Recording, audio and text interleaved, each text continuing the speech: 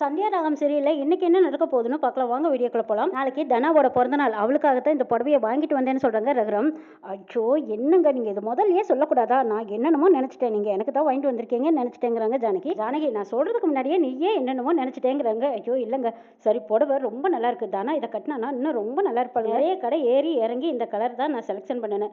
தனாவுக்கு இதுதான் நம்ம வீட்டில் கொண்டாடுற கடைசி பிறந்த நாள். சீக்கிரமா கல்யாணமாகி இந்த வீட்டை விட்டு போயிடுவா. அடுத்த வருஷம் அவள் மாமியார் வீட்டில் தானே பிறந்த நாள் கொண்டாடுவா. பத்துட்டு கல்யாணம் பண்ணி கொடுத்துட்டு அதுக்கப்புறம் நம்ம 2 பேரும் எப்படி தான் இந்த வீட்டில் இருக்க போறோமோ அதை நினைச்சா எனக்கு கொஞ்சம் கவலையே இருக்குங்கிறாங்க ஜானகி. எனக்கும் கவலையாக தான் இருக்கும். எப்படியோ அவளுக்கு ஒரு நல்ல வாழ்க்கையை அமைச்சு கொடுத்துட்டோங்கிற ஒரு நிம்மதியும் திருப்தியும் நம்மளுக்கு இருக்கு. அது போதும் ஜானகிங்கிறாங்க. அவ சந்தோஷமா வாழ்றது தானே நம்மளுக்கு வேணும். அதையும் தாண்டி நம்மளுக்கு என்னங்க இருக்க போகுதுங்கிறாங்க ஜானகி. ஆமா ஜானகி, அதுதானே நம்மளுக்கு முக்கியம். அவ சந்தோஷமா இருக்கிறதா நம்மளுக்கு சந்தோஷங்கிறாங்க. நாளைக்கு காலையில தனாவோட பிறந்த நாளுக்கு தனாவை கூட்டிட்டு போய் கோயில் அர்ச்சனை பண்ணிட்டு வந்துருங்கிறாங்க. சரிங்கிறாங்க. சரி இந்த புடவை உங்க கையில நீ கொடுத்துருங்கிறாங்க. இல்லைங்க, இதை நீங்க வாங்கிட்டு வந்தீங்க, உங்க கையில கொடுத்தா அவ இன்னும் ரொம்ப சந்தோஷப்படுவாளுங்கிறாங்க ஜானகி. எப்பவுமே எல்லா வருஷமும் என்ன வாங்கிட்டு வந்தாலும் எங்கிட்ட தான் கொடுக்க சொல்லுவீங்க. இந்த வருஷம் நம்ம வீட்டில் அவள் கடைசி பிறந்த நாள் கொண்டாட போறா. அதனால உங்க கையால நீங்க அவளுக்கு இந்த புடவையை கொடுத்துருங்கன்னு சொல்லி கொடுக்குறாங்க ஜானகி. நானே கொடுத்துட்றேங்கிறாங்க ரகுராம். அடுத்த நாள் காலையில சாருவும் தனாவும் பதுங்கி மாடிப்படியிலேருந்து கீழே வராங்க. என்ன தனம், ஏன் போய் எல்லாரும் இருக்கும்போது சொல்லு. ஒருத்தர் வேண்டான்னு சொன்னாலும் ஒருத்தர் போயிட்டு வான்னு சொல்லுவாங்க. எல்லாரும் இருக்கும்போது சொல்றதுதான் நல்லது.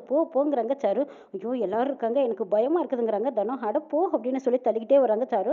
தனம் ஜானகி முன்னாடி போய் நிற்கிறாங்க. என்ன தனம், ஏதோ ஒரு விஷயத்த சொல்ல வந்து போட்டு ஏதோ தயங்கி நிக்கிற மாதிரி தெரியுது. என்ன விஷயமா வந்த சொல்லுன்னு கேக்குறாங்க ஜானகி. சாருவை திரும்பி பாக்குறாங்க தனம். சொல்லுங்கிறாங்க. இதை மாயா கவனிச்சிடுறாங்க. முக்கியமா பேட்மேட் மேட்ச் இருக்கு, நான் அதுக்கு போகணுங்கிறாங்க தனம். இதுக்கா தயங்கிட்டு இருந்த, உனக்கு யாரும் வேண்டான்னு சொல்ல மாட்டாங்க, நீ தாராளமா போலாங்கிறாங்க ஜானகி. ஆமாமா, கேட்க வேண்டிய நேரத்துல எல்லாம் கேட்கல, இப்ப வந்து கேட்கறியான்னு கேக்குறாங்க பார்வதி. ஆமாமா, புருஷன் ஒரு பயிற்சியாளர், பொண்டாட்டி ஒரு வீராங்கனை. நல்லா தான் இருக்குங்கிறாங்க பத்மா. நீ போய் விளையாடு தனம், உனக்கு யாரும் ஒன்றும் சொல்ல மாட்டாங்கன்னு ஜானகி சொல்றாங்க. ஆமா, மேட்ச் ஒன்றும் இங்க நடக்கல, வெளியூர்லங்கிறாங்க. இதை கேட்டதும் எல்லாருமே குடும்பமே அதிர்ச்சியா பாக்குறாங்க. தனம் மேட்ச் எந்த ஊர்லன்னு பாட்டி கேட்குறாங்க. பாட்டி பொள்ளாச்சியில் நடக்குதுங்கிறாங்க தனம். ஆமாம், மேட்ச் என்னைக்குன்னு கேட்குறாங்க. நாளைக்குங்கிறாங்க. அச்சோ நாளைக்கு உன்னோட பிறந்த நாள், அதை மறந்துட்டியா நீன்னு கேட்குறாங்க. அம்மா என்ன பண்ணுறது, அந்த அன்னைக்குங்க பார்த்து மேட்ச் வச்சுட்டாங்களே, நான் என்ன பண்ணுறதுங்கிறாங்க தனம். நாளைக்கு உன்னையே கோயிலுக்கு கூட்டிகிட்டு போகணும்னு அப்பா ஆசைப்படுறாங்கன்னு ஜானகி சொல்கிறாங்க. அம்மா இது ரொம்ப முக்கியமான மேட்ச்சு, நாளைக்கு கிளம்பி போய் அதுக்கப்புறம் அந்த ஊர் காலேஜில் தங்கியிருந்து அடுத்த நாள் மேட்ச் விளையாடிட்டு அந்த அன்னைக்கு சாயந்தரம் தான் வர முடியுங்கிறாங்க தனம். ஆனால் ஒரு நாள் ராத்திரி முழுக்க நீ எப்படி தங்குவ, அதெல்லாம் சரிப்பட்டு வராது, வேண்டாம் விட்டுருங்கிறாங்க பாட்டி. நான் தனியா போகல, காலேஜ் பொண்ணுங்களும் கூட வராங்க. அது மட்டும் இல்ல கார்த்திக் சாரும் கூட வராருன்னு சொல்றாங்க தனா. அப்படிமா கூட வராருன்னு பத்மா கேக்குறாங்க. ஆமாத்திங்கிறாங்க தனா. கல்யாணம் உறுதி ஆனதுமே நீ காலேஜ் போறதே தப்பு, இப்போ வெளியூருக்கு போய் வேற விளையாடுறேன்னு சொல்றேன், இதெல்லாம் நடக்கிற காரியமா தானே பாட்டி? இது ரொம்ப முக்கியமான மேட்ச், நான் இதை மிஸ் பண்ண முடியாதுங்கிறாங்க. யோசிக்காதீங்கம்மா, நான் இங்க போயே ஆகணுங்கிறாங்க தனா. இதுல தலையிடுறதா தப்பா நினைச்சுக்காதீங்க, நான் இதுல தலையிடக்கூடாது தான். பேட்மேட்டுங்கிறது தனாவோட கனவு, அதுக்காகத்தானே இவ்வளவு தூரம் எல்லாரும் போராடிட்டு இருந்தீங்க. இவ இந்த மேட்சுக்கு போனா தான் அடுத்த லெவலுக்கு போக முடியும், இல்லைன்னா இதோட இவ கட் ஆயிடுவா. அதெல்லாம் சரிதான் சாரு, ஆனா வெளியூர் போகணும், அங்கெல்லாம் தங்கணும்னு வேற சொல்றாள். வீட்டுல இருந்து போயிட்டு வர மாதிரி இருந்தா கூட பரவாயில்ல, ஆனா இங்க இருந்து வெளியில தங்கணும்னு வேற சொல்றாளேங்கிறாங்க பார்வதி. சித்தி, இங்க இருந்து விடிய காலையில கிளம்பி போனா டயர்ட் ஆயிடுவாங்கல்ல, அதனால முன்னமே போறதுதான் சரிங்கிறாங்க சாரு. என்னது, தனாவுக்காக இவ்வளவு சப்போர்ட் பண்ணிட்டு இருக்கிறாளே, இது சரியில்லையேன்னு நினைக்கிறாங்க மாயா. என்னம்மா யோசிக்கிறீங்க, அப்பா கிட்ட சொல்லி பர்மிஷன் வாங்கி கொடுங்கம்மா, நான் கிளம்பணுங்கிறாங்க தனம். அதான் சொல்லியாச்சுல்ல, உள்ளூர்னா பரவாயில்ல, வெளியூருக்கெல்லாம் உன்னை அனுப்ப முடியாதுங்கிறாங்க பாட்டி. அவ போகலினா அவளோட கெரியரே ஸ்பாயில் ஆயிடுங்கிறாங்க சாரு. வாழ்க்கை தான் முக்கியம், விளையாட்டு இல்லைங்கிறாங்க. ஐயோ நான் இவ்வளவு நாளா விளையாடுறதெல்லாம் வேஸ்டா போயிருங்கிறாங்க தனம். நீ ஜெயிச்ச வரைக்கும் போதும், அத்தை சொன்ன மாதிரி இனிமே வாழ்க்கை தான் முக்கியம், விளையாட்டெல்லாம் தேவையில்லைங்கிறாங்க பார்வதி. ஆமா, நீ கல்யாணத்துக்கு அப்புறமா பேட் தூக்கிட்டு விளையாடுவா போற, பேசாம இருங்கிறாங்க பத்மா. ரகுராம் யோசிச்சு பார்த்துட்டு ஆமா தனம் போயிட்டு வரட்டுங்கிறாங்க. தனத்தோட முகத்துல அவ்வளவு சந்தோஷம். அப்பாடா, எப்படியோ அப்பா பர்மிஷன் கொடுத்துட்டாங்கன்னு நினைக்கிறாங்க. புவனேஸ்வரியும் அண்ணனும் பேசிட்டு இருக்கிறாங்க. அப்ப கார்த்தி வராங்க. என்னடா கார்த்தி, அவ என்ன சொன்னாங்கிறாங்க.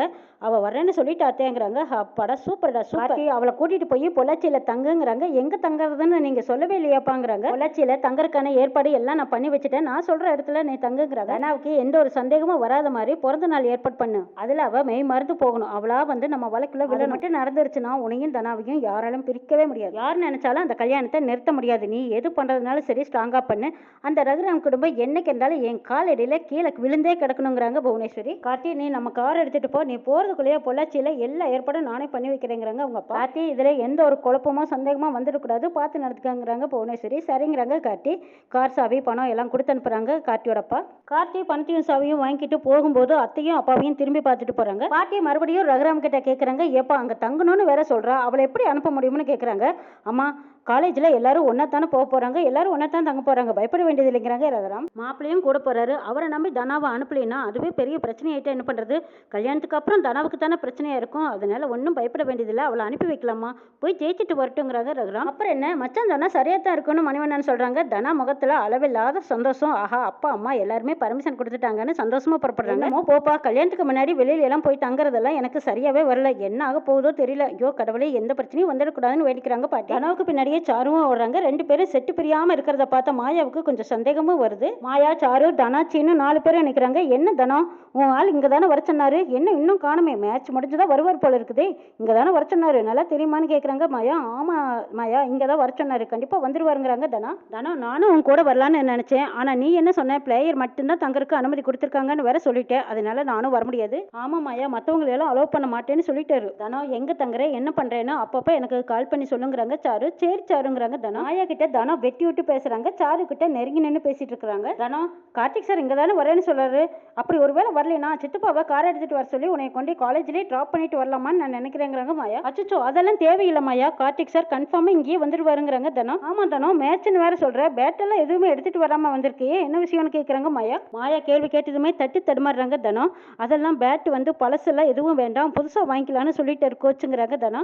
ஓ அப்படியா, சரி அதுவும் சரிதானுங்கிறாங்க மாயா. கார்த்தி வந்துட்டாங்க. வந்ததும் எல்லாத்துக்கிட்டையும் சாரி கேட்குறாங்க. வரதுக்கு கொஞ்சம் லேட் ஆயிடுச்சுங்கிறாங்க. காலேஜ் டீம் எல்லாம் கொஞ்சம் சரி பண்ணிட்டு வரதுக்கு லேட் ஆயிடுச்சுங்கிறாங்க கார்த்தி. ஆமாம்மா, வெளியூர் போறதுனால இதெல்லாம் சரி பண்ணிட்டு வர்றது தானே சரிங்கிறாங்க சாரு. தனா இது வரைக்கும் வெளியில எங்கேயுமே தங்கினதில்லை, நீங்க வரீங்கன்னு தெரிஞ்சதுக்கு அப்புறம் தான் பெரியப்பாவே சரின்னு சம்மதிச்சாருங்கிறாங்க மாயா. நீங்க ஒன்றும் பயப்படாதீங்க, நான் பார்த்து கூட்டிட்டு போயிட்டு வரேங்கிறாங்க கார்த்தி.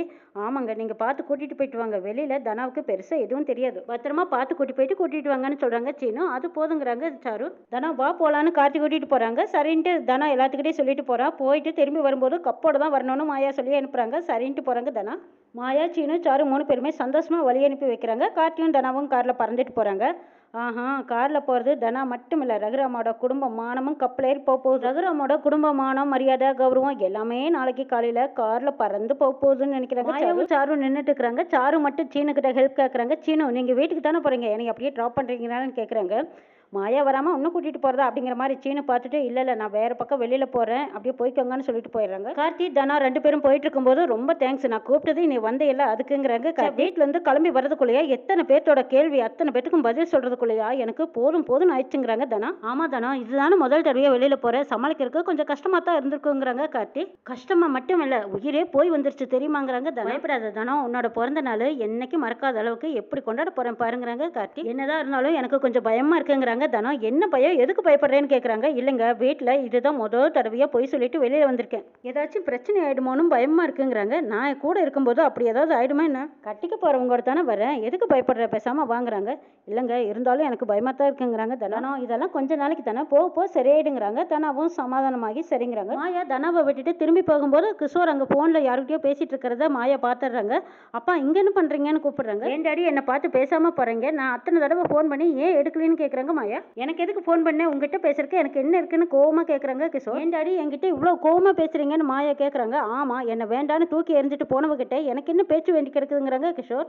உன்னை தூக்கி வளர்த்து என்னை விட அந்த குடும்பம் தான் முக்கியமான நீ போனீங்க. அன்னைக்கு கோயிலில் நடந்த அவமானம் மாதிரி எப்பவுமே நான் என் வாழ்க்கையில் அந்த மாதிரி ஒரு அவமானத்தை நான் சந்திச்சதே இல்லை. அப்பா, என்னால் அவமானப்பட்டதை நீங்கள் அதை தாங்கவே முடியலன்னு சொல்கிறீங்க. ஆனால் உங்களாலையும் அம்மாவாலையும் அந்த குடும்பம் எவ்வளவு அவமானப்பட்டிருக்கும். ஆனால் இது வரைக்கும் அவங்க என்ன தூக்கி எறியல வரைக்கும் ஊருக்குள்ள அந்த குடும்பம் அவமானப்பட்டுட்டு தான் இருக்காங்க. அதை பற்றி நீங்கள் என்னைக்காவது யோசிச்சு பார்த்துருக்கீங்களா? பார்த்த பொண்ணு என்னால் ஏற்பட்ட அவமானத்தை நீங்கள் அதை தாங்கவே முடியலன்னு பார்த்தும் பார்க்காம போயிட்டு இருக்கிறீங்க. ஆனால் அந்த குடும்பம் உங்களால் எத்தனையோ அவமானங்களை சந்திச்சிருந்தாலும் இப்போ வரைக்கும் என்ன ஒரு நாள் கூட வெறுத்ததில்லைப்பா. ஒரு நாள் கூட என்னை வெறுத்தும் பேசினதில்லை. நான் போனேன், ஏன் போனேன்னு தெரியுமா? உங்களுக்கும் அவங்களுக்கு என்ன பிரச்சனை இருக்குன்னு எனக்கு அப்போ தெரியல. ஆனால் இப்போ எனக்கு தெரிஞ்சு போச்சு. அந்த குற்ற உணர்ச்சி தான் எப்பவுமே அந்த குடும்பத்தோட இருக்கணும்னு என்னை வழிநடத்துது. என் அம்மா செஞ்ச தப்பை நான் செய்யக்கூடாதுன்னு தான் அந்த கல்யாணமே வேண்டான்னு சொல்லிட்டேன்ப்பா.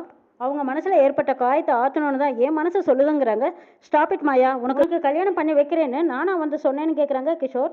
நான் சீனுவை லவ் பண்ணுறேன், நீங்கள் வந்து எனக்கு கல்யாணம் பண்ணி வைங்கன்னு நீ சொன்னதுனால தானே நான் வந்து செஞ்சேன். என்னோட சந்தோஷம் தான் என்னோட சந்தோஷம்னு நினச்சி எவ்வளோ கஷ்டப்பட்டு அந்த கல்யாணத்தை நடத்தி வைக்கிறதுக்கு நான் இங்கே வந்தேன். நீ என்னடானா லாஸ்ட் டைமில் வந்து அந்த கல்யாணமே வேண்டான்னு சொல்லிட்டு இப்போ நான் செஞ்சதெல்லாம் தப்புன்னு சொல்லி என்ன மேலே ரிப்போர்ட் பண்ணிட்டு இருக்கிறேன். அமைச்சு கொடுக்குற வாழ்க்கையை அமைச்சு கொடுக்குறேன்னு சொல்லிட்டு அதை பாதையில் விட்டுட்டு நான் எப்படி இங்கேருந்து போக முடியும்?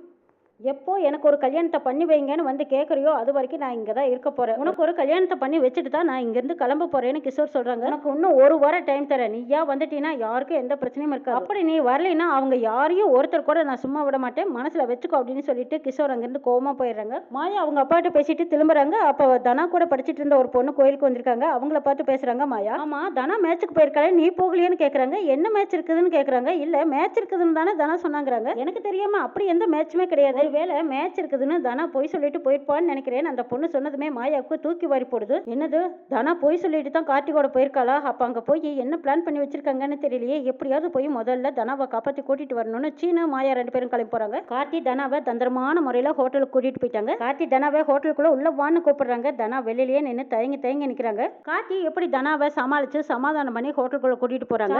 அப்பப்ப தனாவுக்கு போன் பண்ணி எங்க இருக்கீங்க, எப்படி இருக்கீங்க, இது எல்லாம் கேட்டுட்டே இருக்கிறாங்க. ஹோட்டலுக்கு வந்துட்டோம்னு சொன்னதுக்கு அப்புறமா சாரு மகாலிங்கத்துக்கு போன் அடிக்கிறாங்க. மகாலிங்கம் போலீஸ்க்கு போன் அடிக்கிறாங்க. போலீஸும் படபடன்னு அந்த ஹோட்டலுக்கு முன்னாடி வந்து இறங்குறாங்க. வந்ததுமே அந்த ஹோட்டலை ரவுண்டு கட்டிடுறாங்க. கார்த்தியும் தனாவையும் காப்பாத்திருக்கு மாயாவும் சீனவும் ஏதாவது ஒரு வழியில வருவாங்களா, இல்ல கார்த்தியும் தனாவும் ரூம் போட்டு தப்பா வந்து தங்கி இருக்காங்கன்னு போலீஸ் கையில பிடிபட்டுருவாங்களா அப்படிங்கிறதையும் நம்ம நாளை எபிசோட்ல பார்க்கலாம்.